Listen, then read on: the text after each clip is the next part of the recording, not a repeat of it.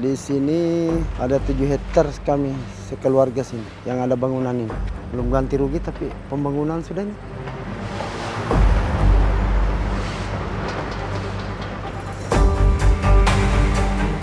Setidaknya ya bagaimana caranya kami nelayan dikasih juga jalan untuk cari makan. Jangan cuma mereka saja. Kalau memang dorang mau ya tolonglah diusahakan.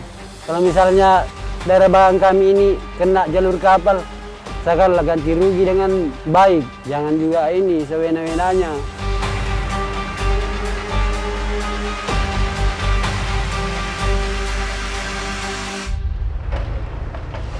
Jauh sebelum industri ini hadir, masyarakat di sini udah hidup sudah lama di Kabupaten Bulungan, terutama di wilayah timur, Tanjung Palas Timur ini. Artinya seharusnya pemerintah melihat itu sebagai hak atas tanah mereka gitu, nah diakuin. Kemudian ditimpa dengan berbagai HGU tiba-tiba wilayah tersebut. Kemudian terakhir ini ditimpa lagi dengan ide 30.000 hektar industri hijau. Artinya sudah pasti terjadi perebutan lahan. Masyarakat ini akan tersisihkan. Industri hijau ini indah sebagai cita-cita, tapi fakta di lapangan itu menyakitkan bagi orang-orang yang langsung terdampak.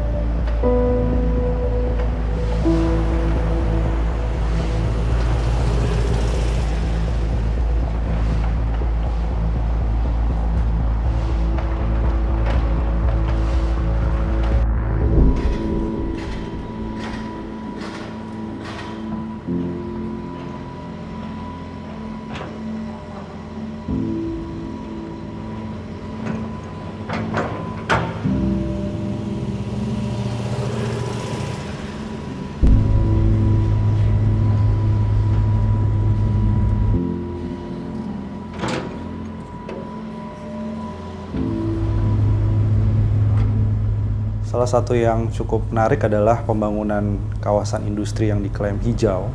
Ini memiliki dua wajah ganda.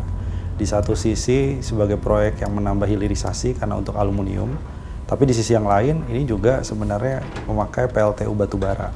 Di saat Indonesia sedang berkomitmen untuk menurunkan emisi, melakukan pensiun dini PLTU batubara, tapi ini kenapa ada pembangunan PLTU baru? Jadi ini agak kontradiksi tapi diklaim sebagai hijau.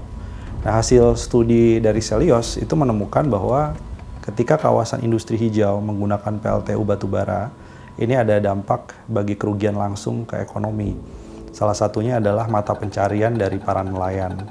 Jadi dia bisa mengurangi output ekonomi secara total, itu 3,9 triliun rupiah. Dan dari segi pendapatan masyarakat kehilangannya sampai 3,6 triliun.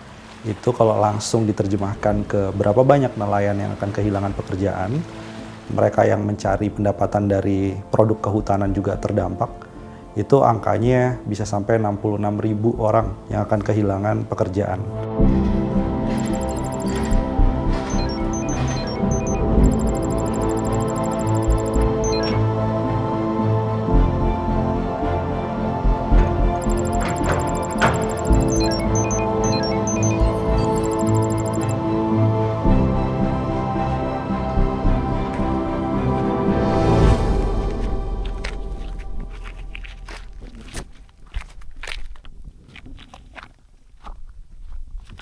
Masalahnya kalau saya lepas misalnya 10 hektar cuma harga 400 juta. Sedangkan kita mau beli lahan lagi tidak cukup. Kaplingan aja di Mangkopadi 200-an sudah. Kaplingannya. Jadi gimana saya mau lepas? Kita minta harga, bilangnya ndak bisa ini punya pemerintah. Tapi mereka ndak mau tahu, mau tak mau katanya kami dorong.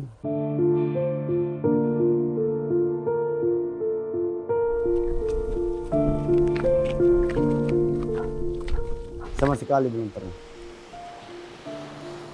Kami memang tidak pernah ketemu orang KIPI-nya. Saya juga tidak pernah didatangi dengan KIPI. Selalunya kalau ada yang datang paling orang nomor 10 paling. Kalau nomor orang 10 juga paling dia nyampein ngomong begini-begini. Nah, harganya misalnya cuma sekian, 35 juta atau 45 juta per hektar.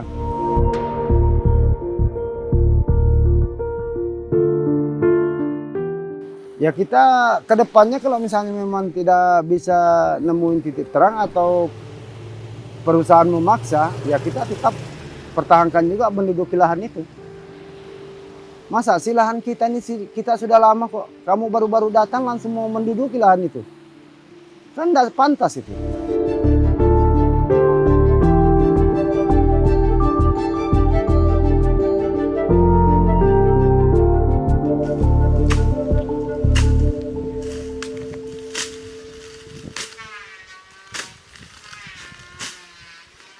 Jadi seperti kami, termasuk dari awal-awal kami tidak mau jual lahan. Kalau sudah dijual itu tidak ada sudah mata pencaharian. Nah, kami tidak bisa kerja di perusahaan.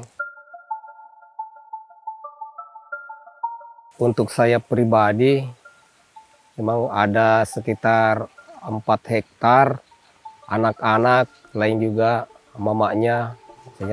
Karena ada aturannya dari desa itu 2 hektar setiap 1 surat. Ya, jadi ya mungkin lebih 10 hektar lah keseluruhan kami punya sama anak-anak.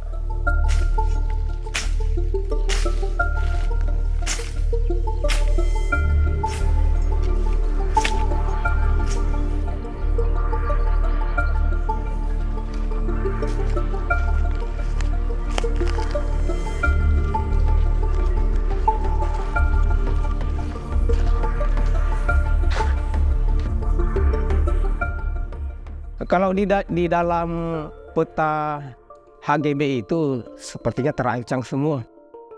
Karena kalau di HGU itu di take over ke HGB itu rumahnya warga itu ada sekitar 31 rumah yang masuk sudah di take over ke HGB. Itu termasuk BCAP itu pelanggaran karena sudah termasuk rumahnya warga ikut di take over juga ke HGB. Lahan sawit kami juga. Ya, sertifikat juga lah ya, sertifikat sudah di take over ke HGB. Iya, ini kami punya. Ini 2 hektar. Kalau yang ini 30 kali 40, ini termasuk dirampas hak saya sudah ini karena sudah buat rumah di situ perusahaan. Sekarang aku belum pernah kasih tahu dia karena aku masih takut. Karena baru-baru saya dilaporkan.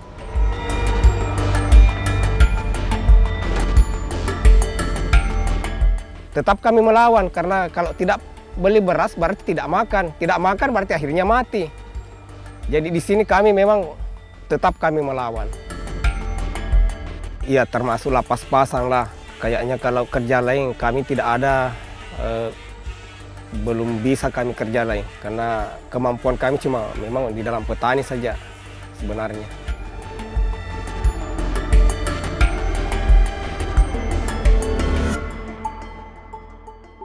Akhirnya 2 faktor yang mengakibatkan HGI itu bisa dipertanyakan, bisa digugat, bisa dibatalkan gitu ya. Yang pertama kan jika memang terjadi maladministrasi. Pengertian maladministrasi itu kan proses pendaftaran tanahnya tidak sesuai peraturan perundang-undangan. Misalnya tadi tidak ada saksi kanan kiri dan sebagainya. Atau yang kedua ternyata memang salah HGU-nya karena dia tumpang tindih dengan kepemilikan masyarakat yang bahkan ada yang berupa SHM.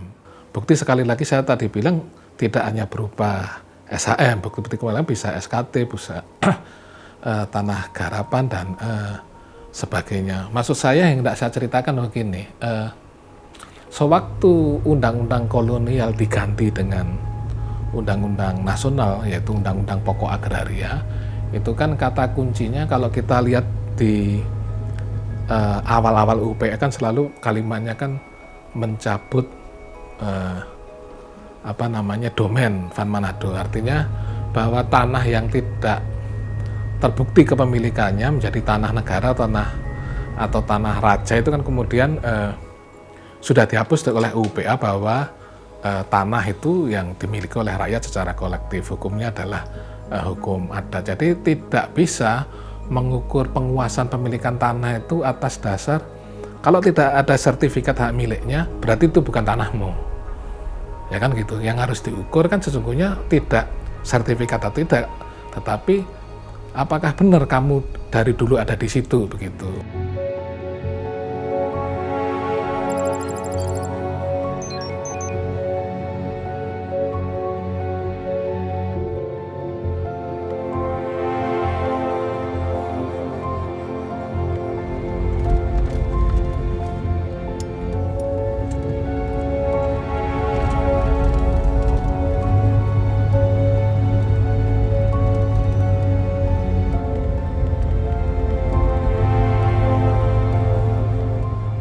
Kalau di gambar perencanaan yang kami lihat yang di share itu ya sama perencanaan KIPI, otomatis dua desa ini pasti akan beririsan.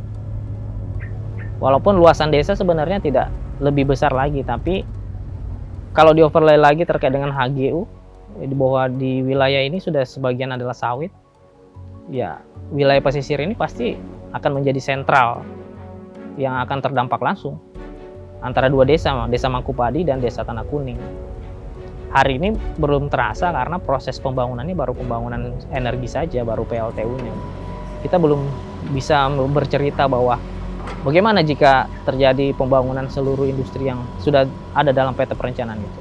Otomatis dari ujung Tanah Kuning sampai ujung Mangkupadi semuanya akan berubah wajahnya, tidak lagi dengan wajah perkampungan seperti ini, tapi semua adalah menjadi pusat industri.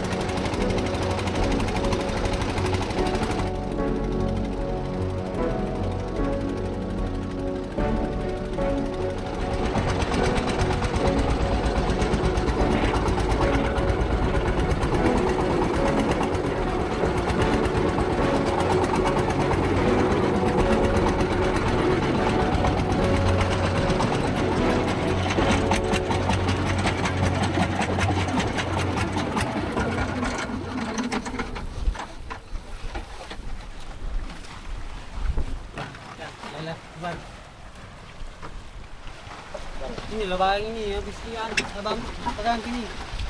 Ini habis dicabrak pontong tuh.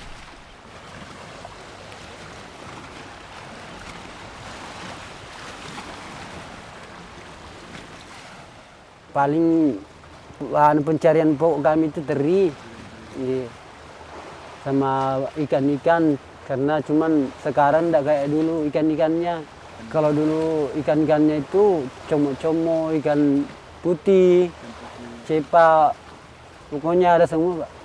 Cumi, iya enggak ada sudah. Ikan putih pun juga ada lah, tapi jarang, 1-2, enggak kayak dulu. Kalau dulu betul-betul di sini ya tempatnya memang ikan. Tempatnya memang ikan. Dulu itu awalnya ya bagus memang, cuman selama ada sawit agak di situ dia mulai berkurang. masuk lagi perusahaan ini bertambah lagi. Jadi selama dari perusahaan sawit sampai sekarang masuk lagi tambah parah lagi.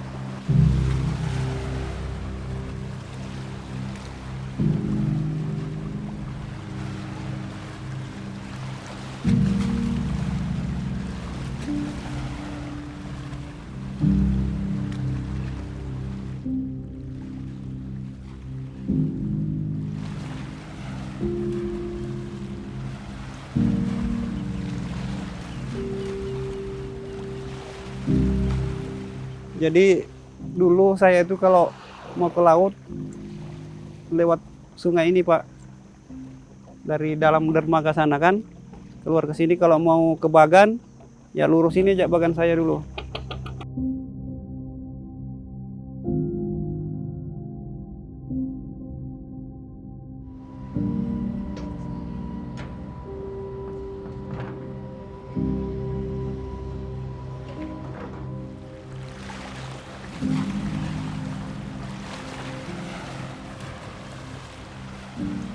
Ya karena masuknya KIPI ini dampaknya itu ya terutama itu wilayah tangkap. Kedua, lalu lalangnya kapal itu, kapal pembuat material pembangunan, di pembangunan KIPI. Nah, kedua, pencemaran.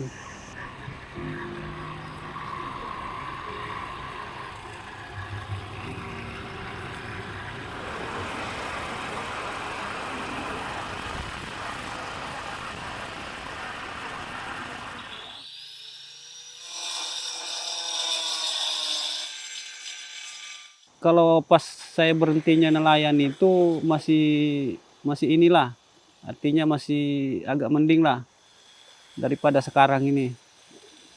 Kalau dulu saya berhentinya jadi nelayan itu penurunannya ya palingan 20% lah. Kalau sekarang ini ya 50%. Itu betul-betul kurang hasil tangkap nelayan sekarang.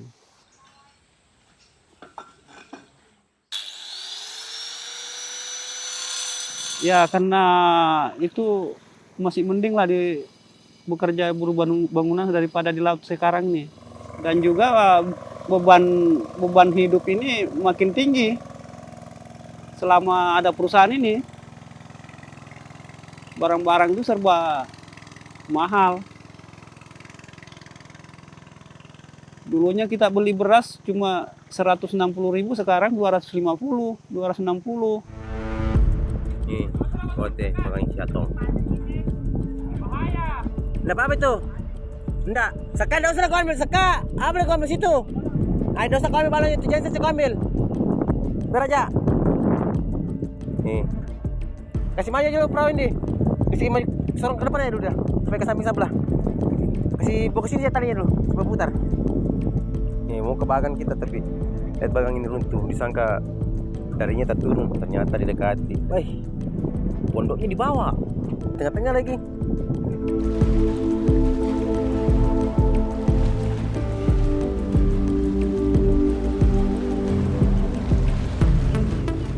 Taunya itu hari kan anak-anak di rumah mau turun Bagang, terus hilang gensetnya.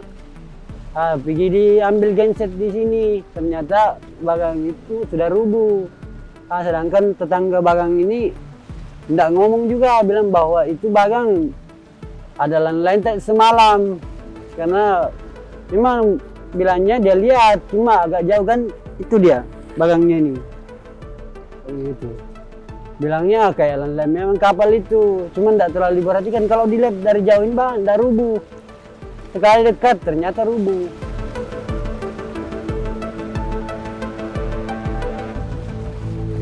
Kalau untuk kerugiannya Pak, rugi waktunya. Malah itu hari puluhan juta dapat Bagang. Aku nggak bisa apa-apa. Malah ongkosnya Bagang itu jual tanah kepemilikan rumah. Nggak ada tanggung jawab.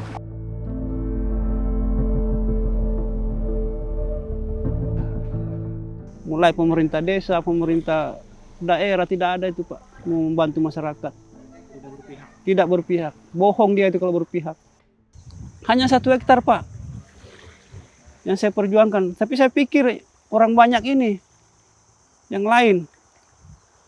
Kalau punya saya hanya 1 hektar. Surat dari desa tidak kuat. Berarti seakan-akan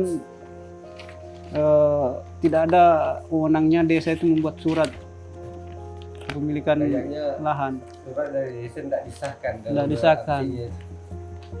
Gitu. Bahkan pernah saya tahan alatnya di situ kan, artinya suruh berhenti. Suruh berhenti di situ kerja kan. Nah, itu pun sudah mereka bakal tidak kerja lagi sebelum ada penyelesaian. Tapi nyatanya bukan lagi digusur, dibangun lagi. Kami punya surat. Alasannya itu HGU dialihkan ke HGB. Tapi kita punya surat. Kalau memang itu sudah HGU, berarti suratnya tidak ada sama kita kan? Ya kan? Berarti sudah dijual. Kalau sudah jadi HGU, tidak ada. Kita hanya dipermainkan terus. Tidak ada juga tanggapan mengenai surat saya itu, surat lahan saya itu. Jadi mau lari kemana kita mengadu, Pak?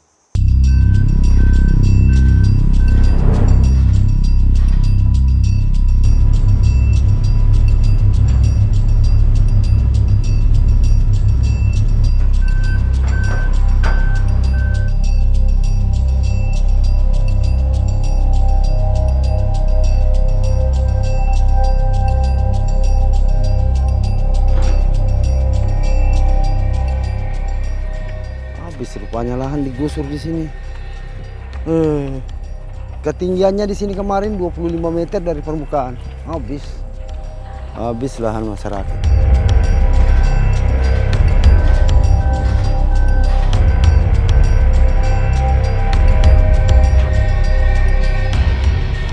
Kalau sebelum ada KIPI Pak, OJP-nya 57.600. Tapi setelah ada KIPI, ya turun. Ada 7.150, ada 5.000 lebih, ada 3.000 lebih menjawabnya. Tidak ada untuk menguntungkan. Contoh misalnya yang punya rumah sewa, itu Adaro sudah bangun rumah sewa. Dia masukkan semua ke dalam. Jadi masyarakat enggak, ya kena dampaknya aja lah KIPI. Cuma enggak ikut menikmati. Terus yang punya lahan didorong cuma-cuma tanpa ada persetujuan sama yang punya. Jadi kita mau apa? Kita mau ngadu kemana?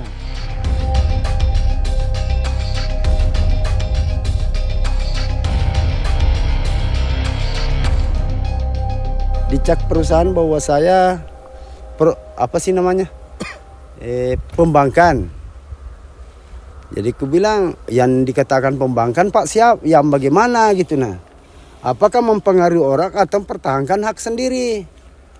Saya katakan seperti itu, tapi mereka tetap pembangkan katanya. Sampai 7 turunan saya tidak bisa masuk di perusahaan kerja anak cucu saya. Aku bilang, ya mungkin juga anak cucu saya mungkin juga tidak mau kerja di situ. Cuma yang bikin saya bertahan, pikiran saya itu anak saya. Yang bikin saya bertahan. Kalau juga saya lepas sekaligus lahan ini, tidak seberapa harganya, anak saya nantinya mau jadi apa gitu.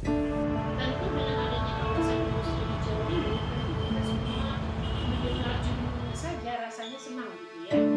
Tapi kemudian ternyata pada saat teman-teman melaporkan secara singkat bahwa dalam kerangka upaya untuk membangun kawasan industri hijau Indonesia tersebut terdapat berbagai dugaan pelanggaran HAM menyangkut hak atas tanah wilayah, terutama juga kemudian ada transisi perubahan terkait hak hidup masyarakat di sekitarnya. Ya kayaknya Pak, mungkin kami ingin mengadulah ke Komnas HAM. Karena selama ini Pak, banyak pengaduan kami. Rupanya tempat kami mengadu itu di Muluk Harimau juga. Jadi tidak ada tempat mengadu sudah. Kami sudah putus asa sebenarnya Pak. Kami sudah mengatakan tidak ada tempat mengadu di Kaltara ini, tidak ada sudah. Karena kami sudah pakai lawyer itu, ada 9 gabungan lawyer itu dari Jakarta. Itu lawyer Kahalaupem itu gabungan dia. Kemana lagi lawyer lainnya itu. Ada yang dibayar, ada juga yang tidak dibayar. Ya, sampai hari ini misalnya belum ada kami percaya lawyer, Pak. Belum ada yang kami percaya.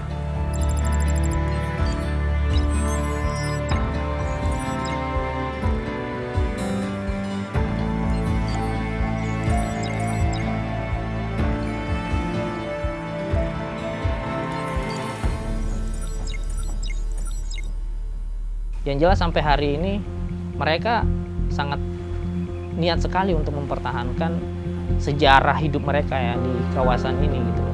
Mereka sudah sejak lama tinggal di sini dan itu tidak mungkin dihilangkan begitu saja. Ada peradaban, ada sejarah, ada cerita, ada masa lalu yang nggak bisa dinilai dengan uang. Itu yang selalu mereka cerita dan yang selalu kita dengar. Kami nggak mau kehilangan.